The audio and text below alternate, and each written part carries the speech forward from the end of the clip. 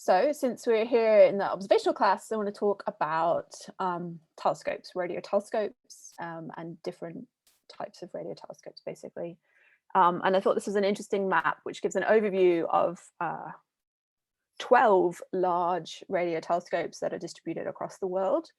So our most local one is the Green Bank telescope at the Green Bank Observatory in West Virginia.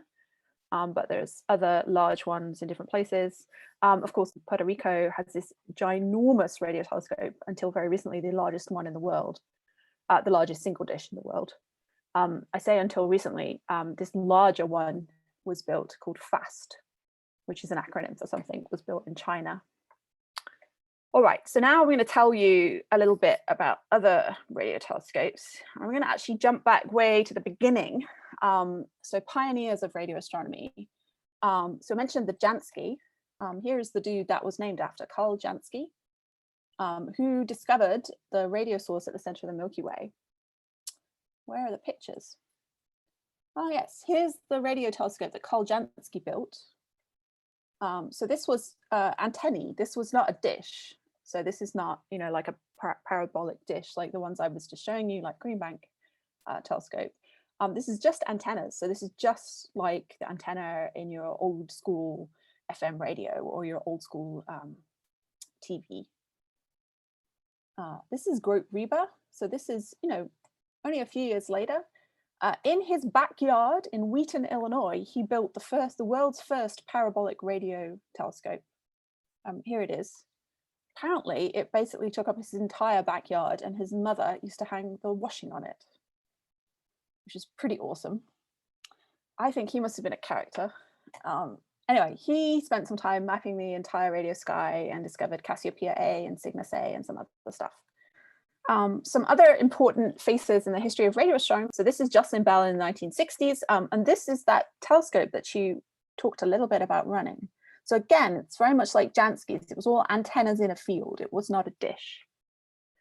So, we put up 1,000 posts and strung more than 2,000 dipoles between them. So the wires that are strung between the posts are actually the metal that detects the oscillating electric field, the radio. And then you have this kind of radio telescope too, this sort of horn type shape. And this was the instrument that was used to detect the 3 millimeter, the cosmic microwave background radiation. And so this is Penzias and Wilson, who got the Nobel Prize for that in the 1970s sometime. But again, not a dish, but still able to detect the radio waves.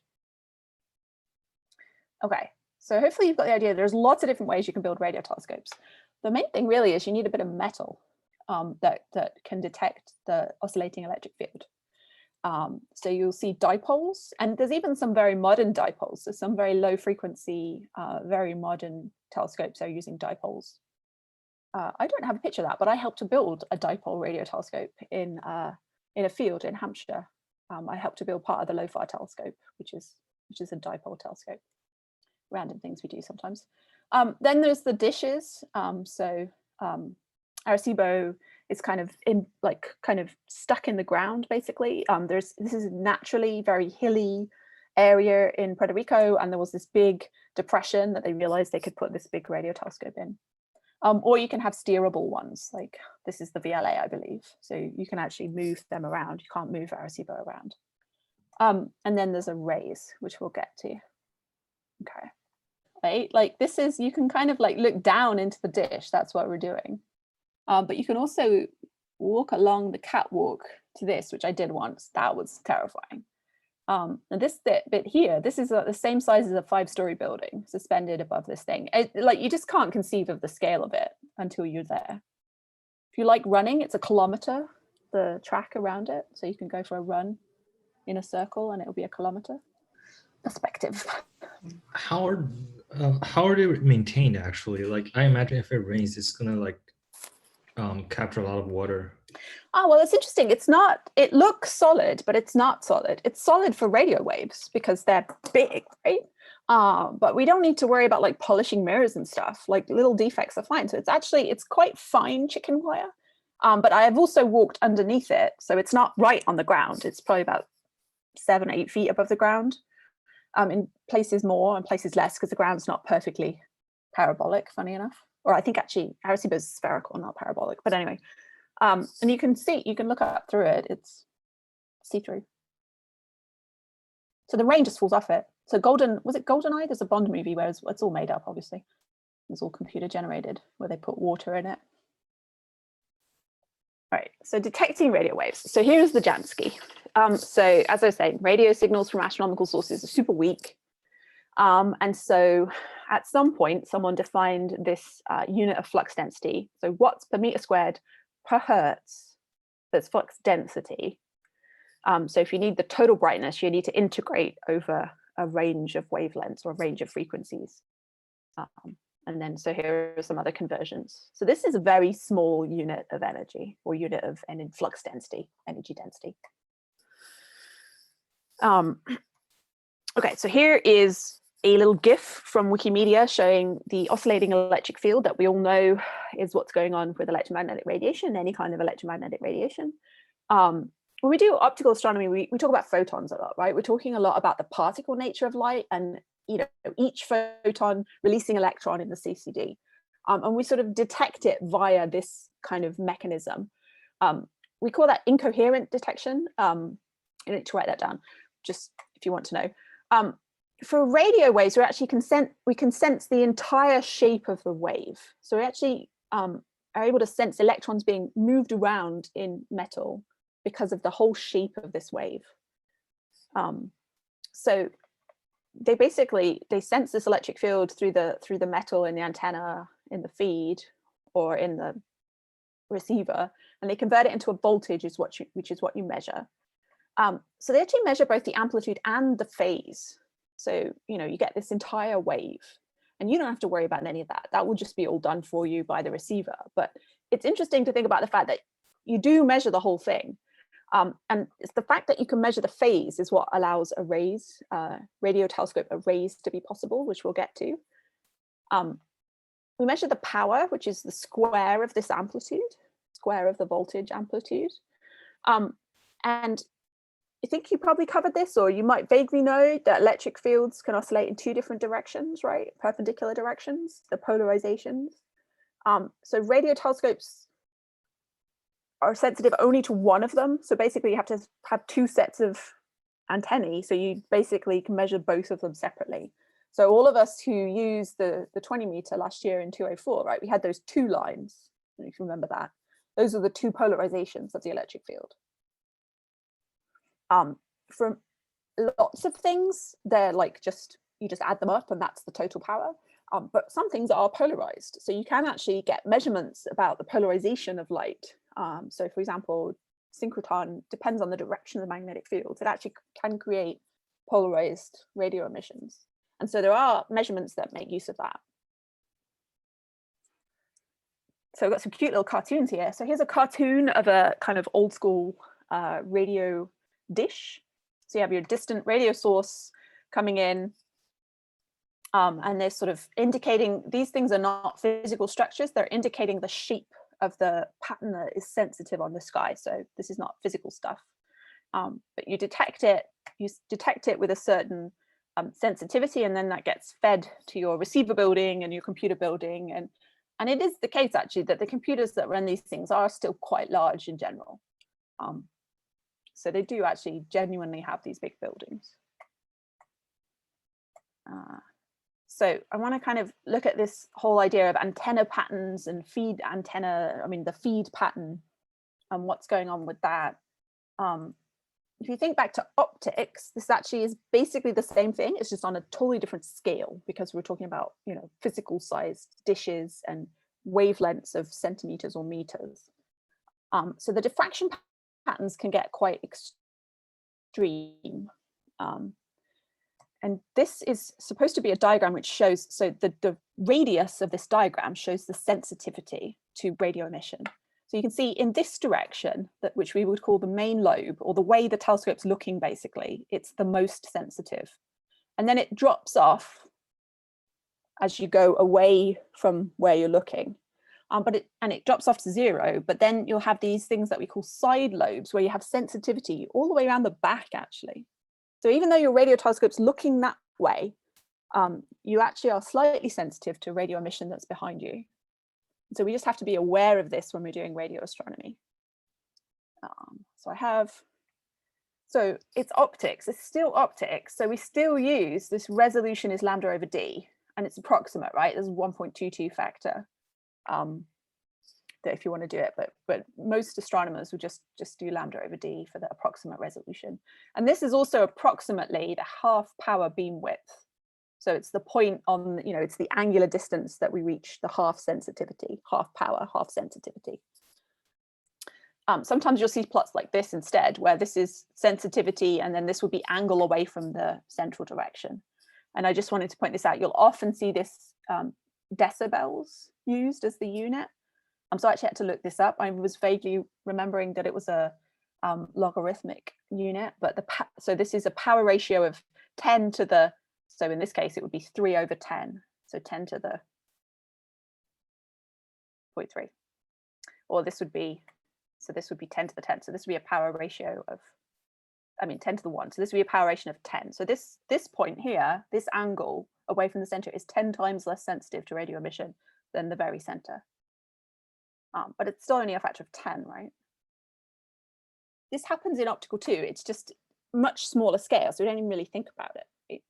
So here's another couple of views. So I like this one where it shows this pattern. This is now like you're looking in this direction. Your objects on the sky are over here. This is your main beam, but you're really quite, you're somewhat sensitive to stuff in this whole area. And then a little bit of sensitivity around the back. And another one showing these different lobes and lobes and things. All right, so beam sizes. So radio waves are very large. So the beam sizes, the resolution, even the theoretical best resolution is very, very poor, right? Lambda over D is a large angle in general. So this is an image of a galaxy in the Palomar Digital Sky Survey that's a quarter of a degree across. So this is actually the same size as our CCD, right? Quarter of a degree across. And this circle is overlaid on that, the beam size for Green Bank, the Green Bank 100 meter at 21 centimeters. It's big. And then here we have it compared to this Cygnus Loop supernova remnant. So they have really, basically the sky looks really blobby to most radio telescopes because the resolution is very, very poor, just because the wavelengths are so large. So again, yes, optical, so sort of classic, typical optical resolution is an arc second. So now we want to think about how big of a radio telescope we need to build to get an arc second resolution. And the answer is very big. But this is a really nice plot. This shows angular resolution on the bottom in arc seconds. And then the wavelength that you're observing, the size of your telescope, I believe.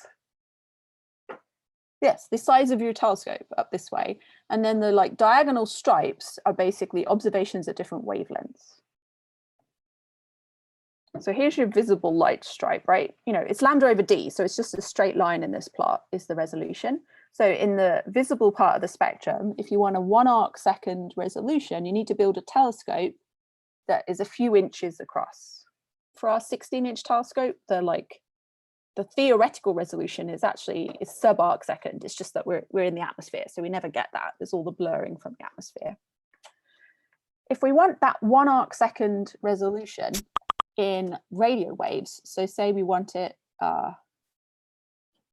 in a VLA radio band in this sort of yellow part here, or at the 21 centimeter line, for 1 arc second, we need a telescope that is tens of kilometers across.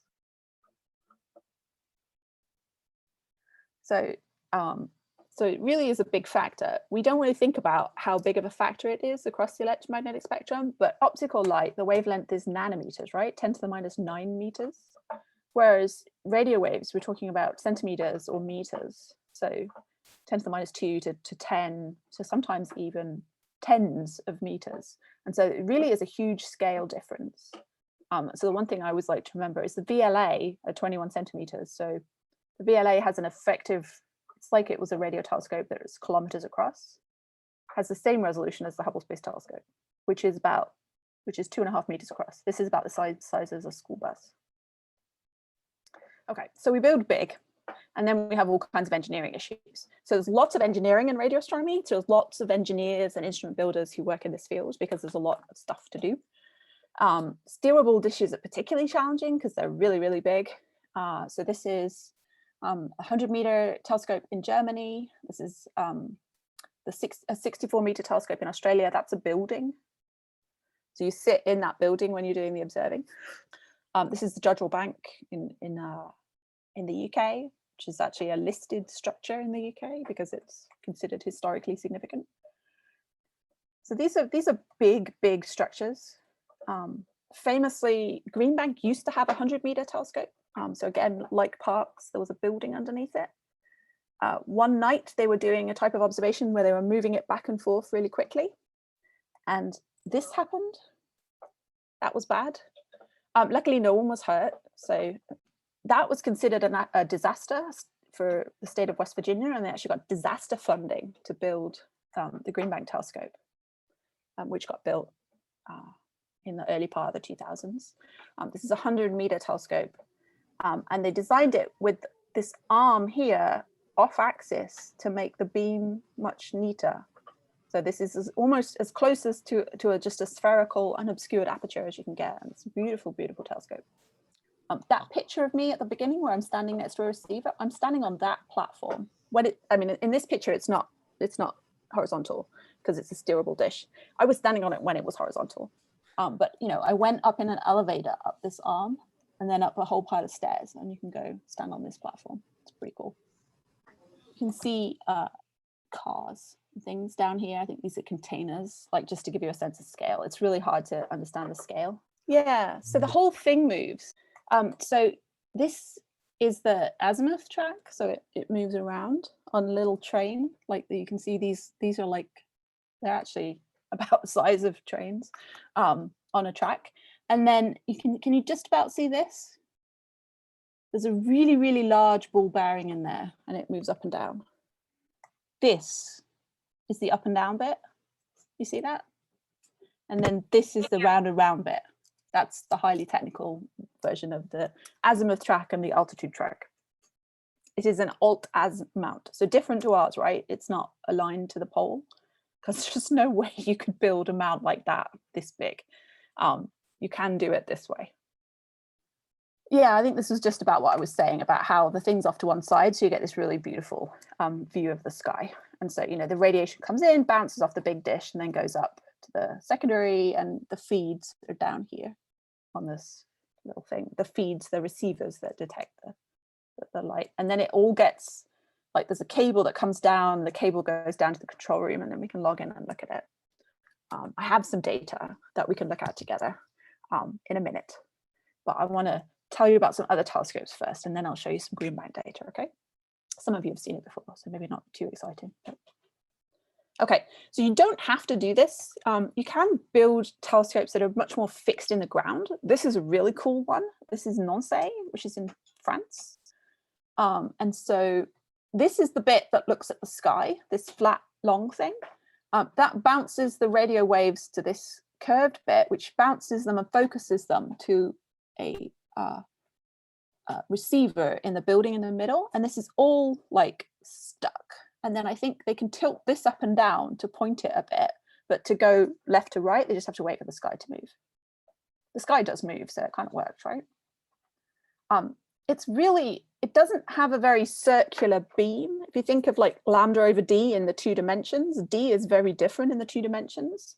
So you have to be really careful about the shape of the patch of sky that you're sensitive to radio emission from with this telescope.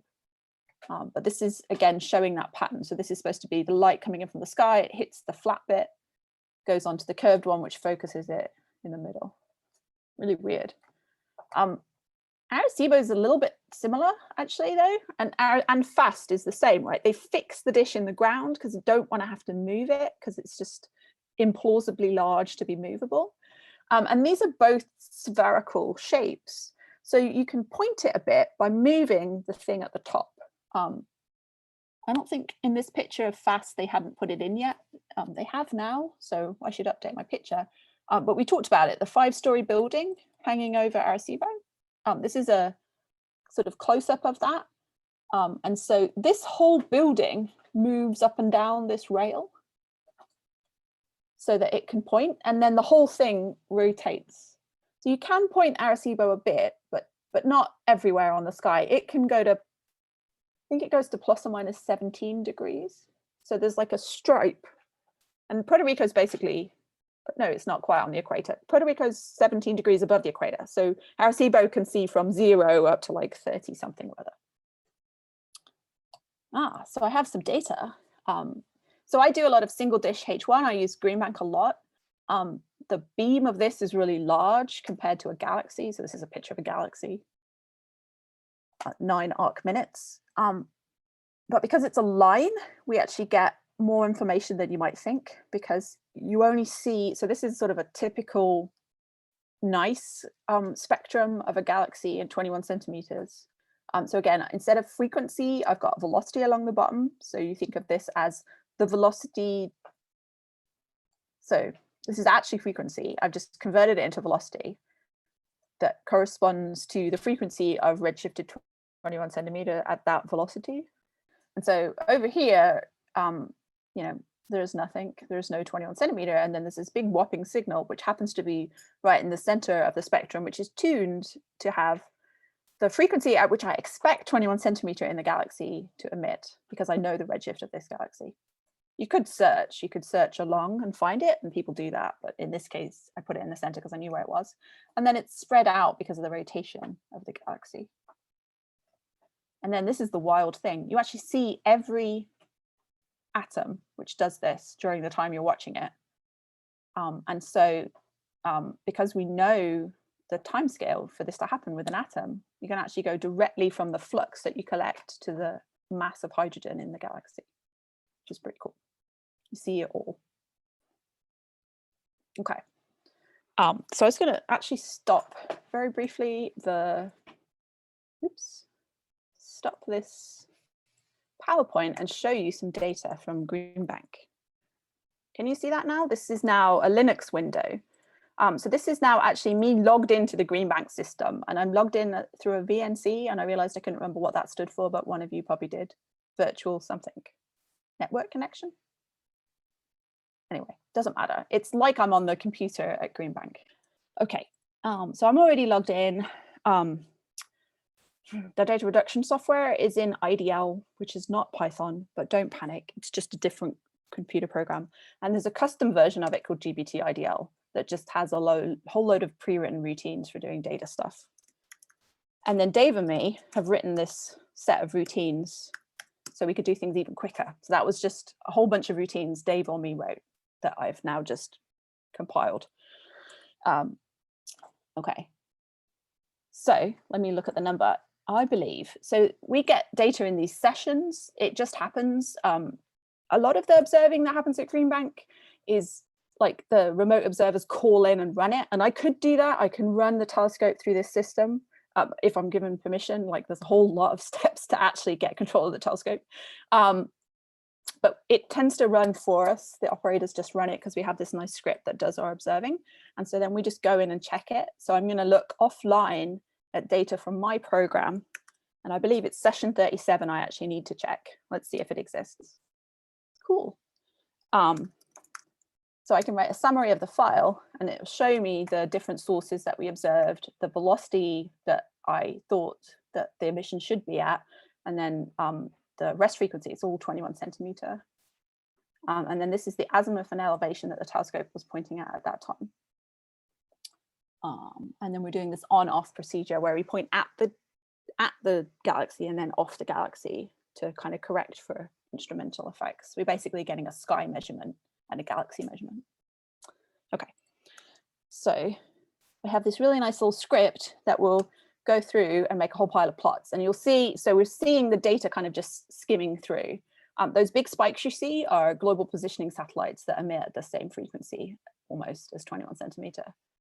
So we need to like clean those out. And so this is an automated script that cleans all those things out. And so it's just sort of chugging away. So it's got stuff here about time lost. That's taking, again, account of these lost time. So these won't look pretty like the example one that I just showed you, but this is exactly the same thing that I just showed you. So this is the frequency that we're doing the observing at, but expressed as a velocity, because we're expressing the velocity at which the 21 centimeter line would be at that frequency. And then this is antenna temperature, which we'll get to. So this is now not Jansky's, but it's doing it in units of temperature. And you can see it's not quite flat. And that's because there's continuum emission, there's stuff in the sky that creates different shaped spectra. But there is a little bump in the center. Can you kind of see that? The little bump in the center? So this one is a detection. So I didn't know that until now, but now I do. And let's see. That doesn't look good. That is RFI, so I need to deal with that later. But that looks like a really little bump in the center. But look at the difference in scale. The RFI, so radio frequency interference, I think this is also a satellite, because it's the National Radio Quiet Zone, so most of the problems are satellites. So I have to go back and deal with that one. Here's another one where it's not flat, but there's definitely a bump. So we're looking good. And so on and so forth. And so, I don't know, Dave and me do this to check that things are going right. And then we do a more careful reduction later. Let me exit this. I want to show you though, just real quick. They have this thing called CLEO, which is, I don't remember, again, is an acronym. We're going to launch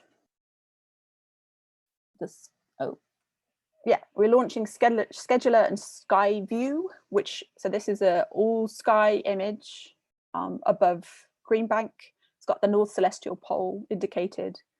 So this is the galactic plane. If we turn it into real time, it shows you where the telescope is pointing right now, which is kind of cool.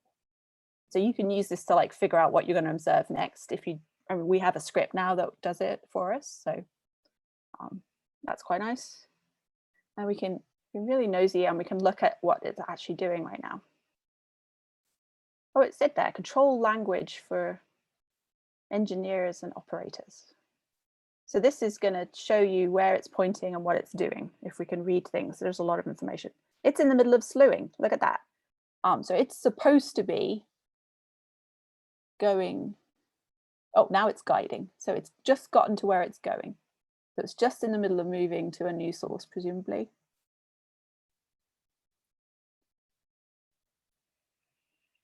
There's way more stuff here than I totally understand all of it, but someone understands all of it. Anyway, it's kind of cool. Okay, so let's go back and explain antenna temperature. So antenna temperature. So we talked earlier about how in the radio, we're always in this Rayleigh-Jeans limit where the brightness of a source is just proportional to its temperature at a fixed frequency. And so this is used in radio astronomy to define this thing called antenna temperature, which is the temperature of an object that would create that flux in the antenna. The weird thing is that we use it not just for thermal radiation. So for a thermal object that fills the beam, that is actually the temperature of the object. But that's the only place where it is actually the temperature of the object. For non-thermal emission and for line emission, it's the temperature of an object. If it were filling the beam, that would create that brightness. Does that make sense? And it's just this fact that the brightness is proportional to temperature. So they just use this proportionality constant. So you will often, like I just demonstrated, you will often see the fluxes of a radio telescope reported as temperatures. So don't be alarmed by that. That's just a thing radio astronomers do. And you just convert it. You measure the gain from something and you convert it to a natural flux. So how do you measure what this temperature is? How do you calibrate it?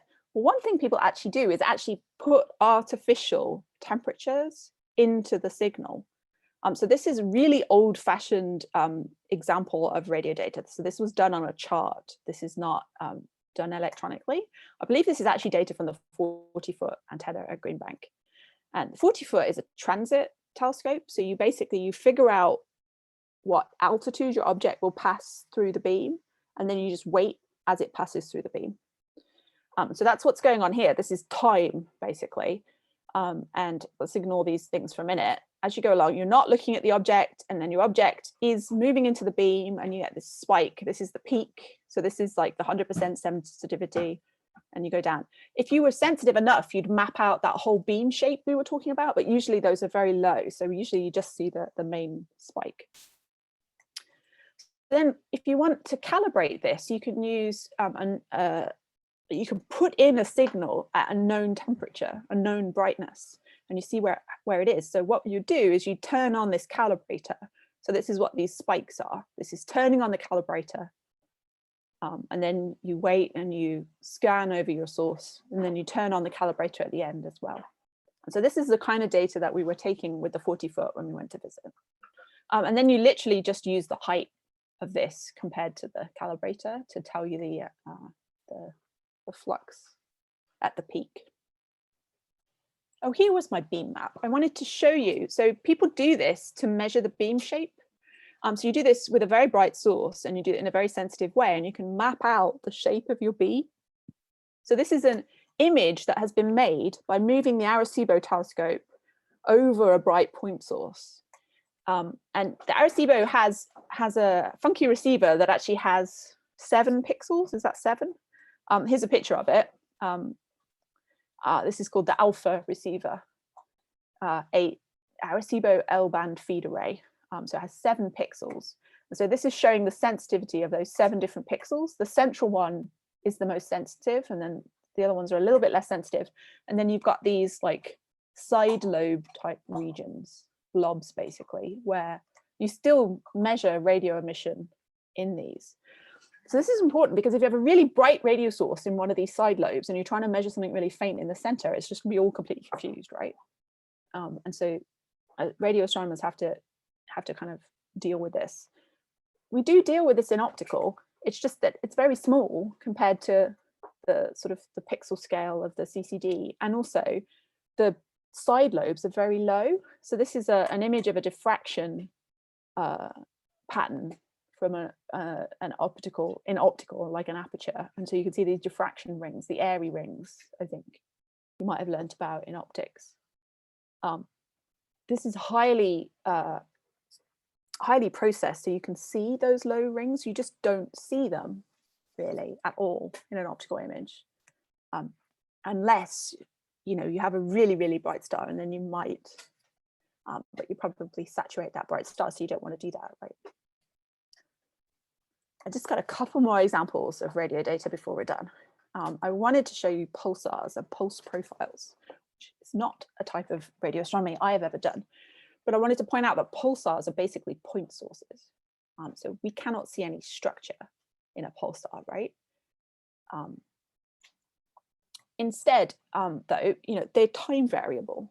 And so, you point your telescope at them and you keep pointing it at it, and you will see the signal go up and down because of this time variability. So here is an example of this pulsar. Shows this sort of nothing much going on. This is with time, and then you have these bright spikes, nothing much going on, bright spikes. It turns out that these pulse profiles, like the shape of the up and down of the pulse, actually vary and can tell you something about the physics of the pulsar. And so people sometimes will make these plots where they show lots of pulse profiles all stacked on top of each other, so they can show how that pulse profile is changing with time. I guess the pulse profile itself is a plot of brightness with time. But so radio telescope arrays. So basically, because we coherently detect the up and down of the radio emission, you can shift them and add them from basically totally separated telescopes and put together a synthesized telescope that's the size of the whole array. So this technique, you have to know very precisely the time at which you made the measurement to be able to shift them to add them up in phase. But if you can do that, then you can make telescopes that are the size of the Earth. So this is an image showing the locations of VLBI telescopes, so right across the US. Funny story, or at least I don't know if this is still true, but it used to be true, maybe it's still true, that the quickest data rate was obtained by FedExing tapes of the data to a central location to add them up together. because the data rates are very high. This is the LOFAR telescope, and so I mentioned I got involved in building some of this. I built some of the bit that's in Chilbolton. So here's me standing next to a dipole antenna. The wires, those are the metal bits that detect stuff. The rest of it is a structure to hold it up. There's a video of me explaining this telescope. That was fun times. So the concept behind an interferometer. So if you imagine you have a solid dish, every single point on this dish it has the same focal point, right? So the light from the sky comes down, hits the dish, and goes to the focal point. And basically what we're doing at the focal point is adding up the signal from all of those different parts. So it turns out it doesn't actually matter if there's gaps in this. So you can think of an array as a parabola where there are gaps. And so you get bits that come and are focused. So if those segments aren't precisely on the surface of a parabola, the waves would arrive at the focus at different times, right? They'd have different path lengths. And so we physically will put delays into the system to account for that, to reconstruct your telescope. I think the next slide has this thing where, so this is a 2 antenna array. So we've got our 2 antennas, and here's our light coming in. And this one comes in and gets detected some time later than it's getting detected at this array. And so we physically would add that delay into the signal in the computer in order to be able to add them up together at the same effective time of arrival. So there's a lot of math here, and this ends up being a lot of math. It ends up being a lot of Fourier transforms and correlation functions that get done in a type of very specialized type of computer called a correlator.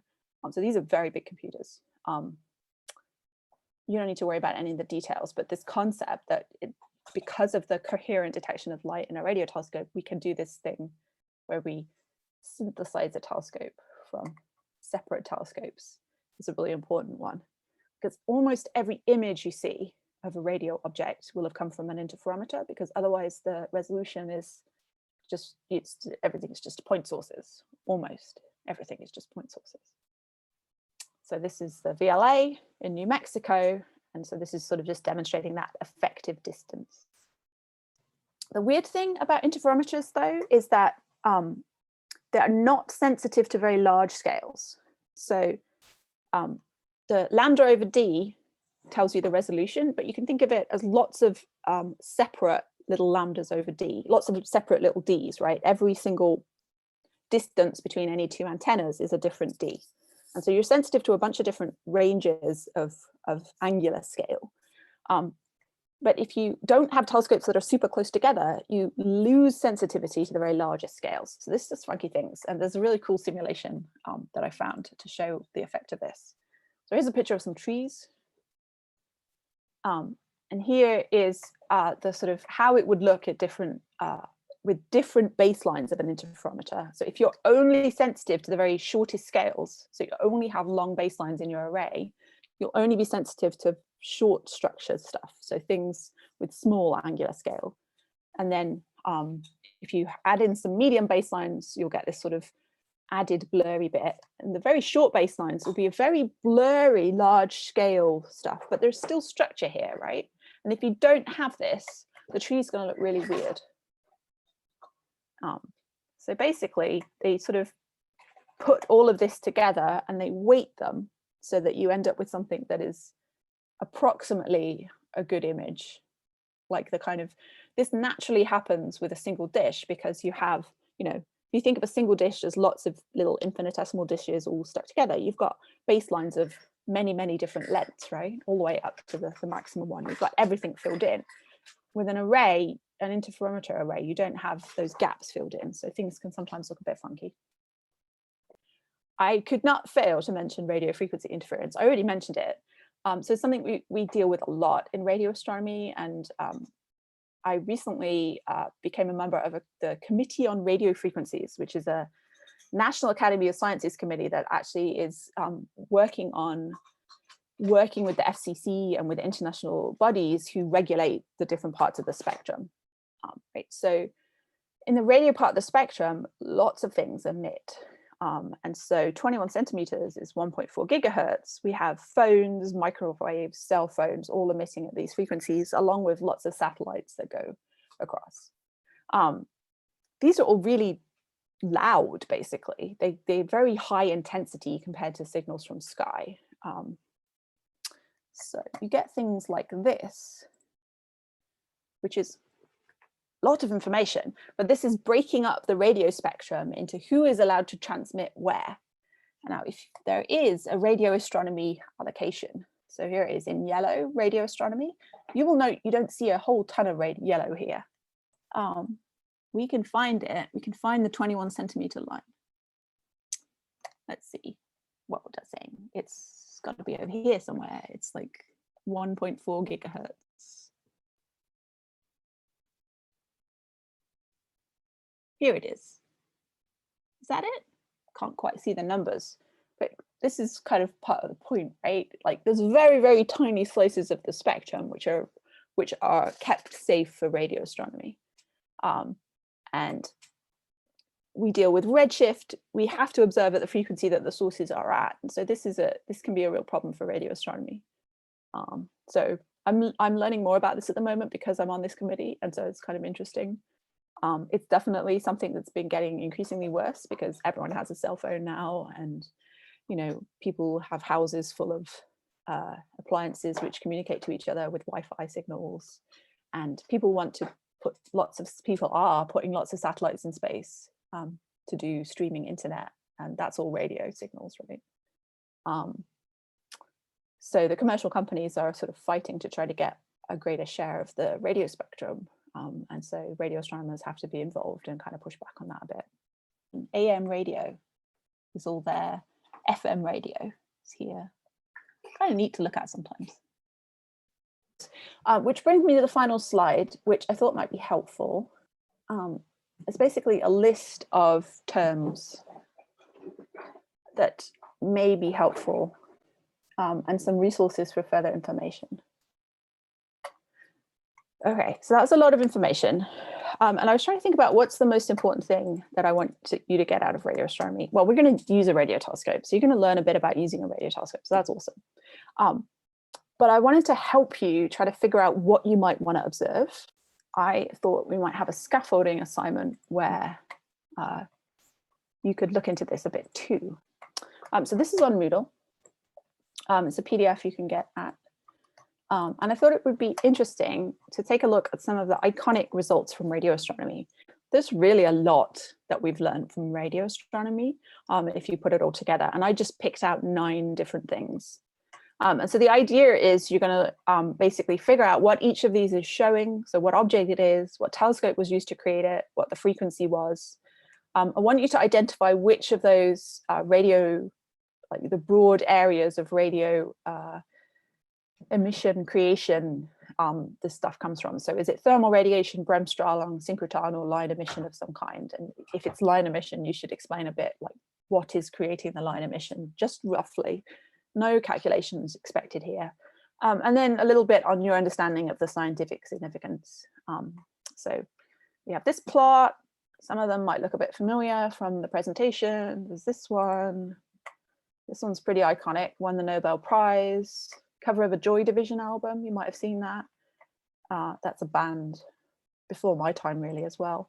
I thought this was a neat comparison. They look pretty similar, but they're pretty different. So you got to figure out what those are. Maybe you know already, and that's fine. And then this one is explained in chapter 19 of Ryden and Peterson. This one we had in the thing. I encourage you to work together on this. Just write it up for yourself, each individually. I expect that you're going to need to Google. It's fine to Google the image.